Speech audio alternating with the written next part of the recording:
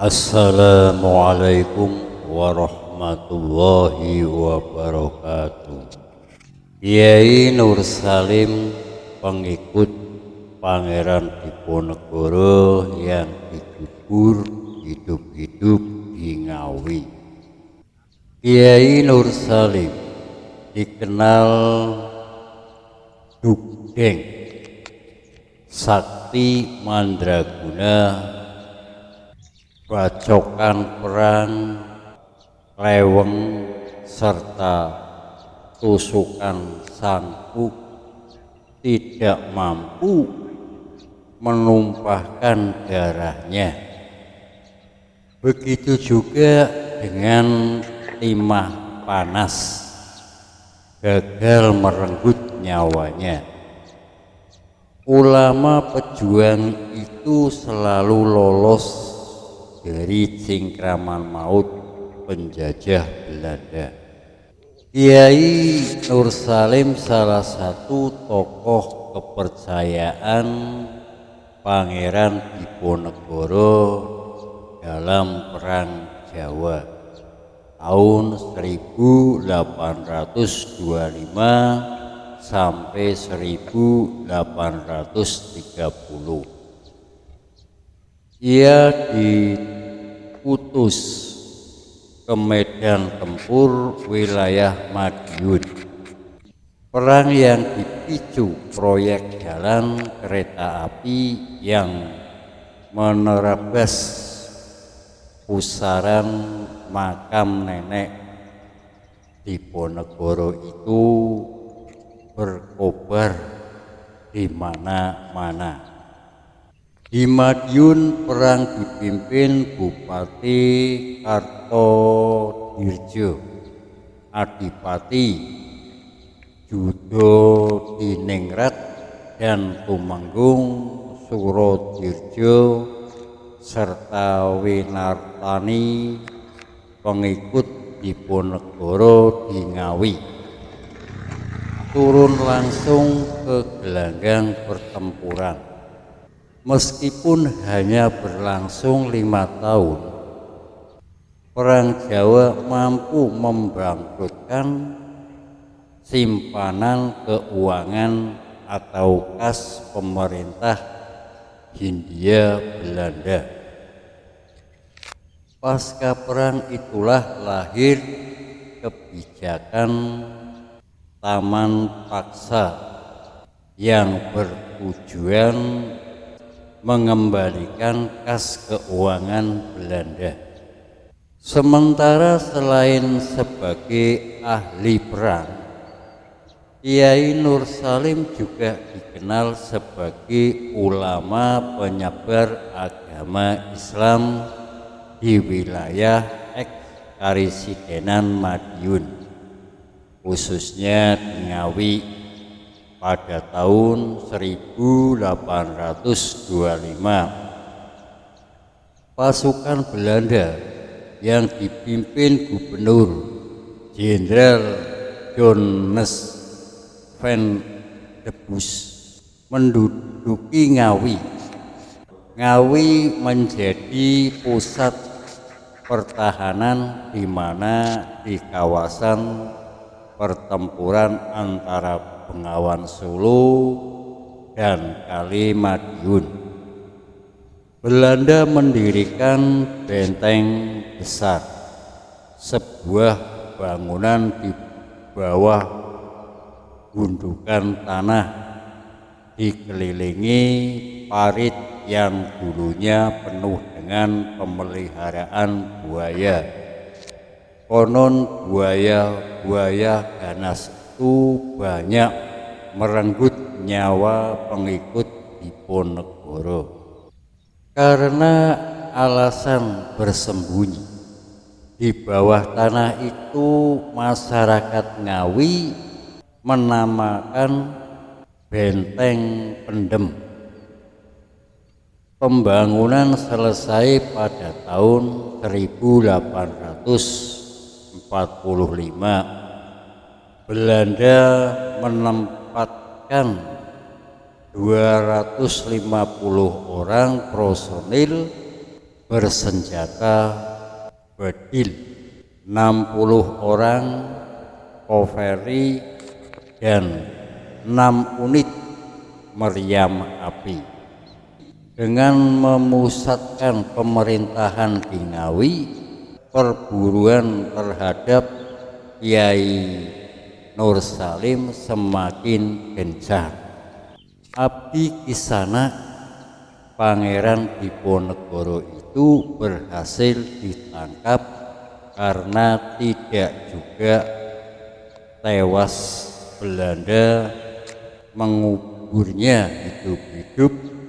Cara keji itu membuat Kiai Nur Salim gugur, yaitu makamnya Kiai Nur Salim Tutur Sinta 30. Istri tentara petugas benteng sambil menunjuk sebuah makam tua di areal benteng Van Andebus. Gundukan makam itu bertempat di ruang utama benteng Van Andebus atau benteng pendem, tempatnya di sebelah museum ini yang bersekat kaca sebatang pohon kamboja tua tumbuh di ujung pusaran. Itulah makam Kiai Nur Salim, tangan kanan Diponegoro yang dikubur hidup-hidup. Sebuah narasi dan lukisan lelaki berpenampilan ulama terpasang di tembok. Narasi singkat itu menceritakan rekam jejak perjuangan Kiai Nur Salim. Pada dinding yang lain terlihat lukisan Pangeran Diponegoro. Kemudian gambar Jenderal Van de Bus serta sebuah keluarga Belanda yang bersantai dengan latar belakang bangunan benteng. Suara yang berasal dari mesin perekaman terdengar berulang-ulang, mungkin dimaksudkan sebagai diorama. Sayang tidak ada satupun penjaga di sana. Semua tentang cerita sejarah benteng ada di museum ini. Kita Sinta yang juga memiliki lapak jualan di dalam lingkungan benteng. Benteng Van Andebus atau benteng pendam berlokasi di Kelurahan Pelem, Kecamatan Kota Ngawi. Dari kota Ngawi berjarak kurang lebih 1 kilometer menuju arah timur. Meski sebagai besar, temboknya sudah terkelupas atau rompol dan bahkan tumbuh pohon-pohon liar. Bangunan yang berdiri di atas tanah seluas 5 hektar itu masih terlihat gagah. Pelat logo yang merujuk masa bangunan dibangun tahun 1839 sampai 1845 masih terpasang di gerbang utama. Pada gerbang terdepan tertulis Van Andebus tidak hanya difungsikan markas tentara di benteng Van Andebus, juga terdapat sel tahanan untuk para pejuang tanah air. Ukuran lubang tanah itu berbeda-beda sesuai dengan berat ringan hukumannya. Paling sempit berupa lubang berukuran satu badan yang hanya bisa dimasuki dengan telungkup. Tidak sedikit penghuni sel super sempit itu yang berakhir dengan merenggut nyawa. Ada juga 2 sumur tua yang konon menjadi kuburan massal pekerja rodi. Ini bukti sekaligus cermin betapa kejamnya penjajah Belanda. Sayang pengunjung mayoritas muda-mudi sepertinya kurang tertarik dengan cerita seputar kekerjaman kolonial. Begitu tiba di areal benteng, mereka lebih menyukai berada di tempat-tempat yang bagus untuk spot foto. Latar belakang bangunan serupa khas Eropa dengan keurean burung merpati menjadi spot favorit.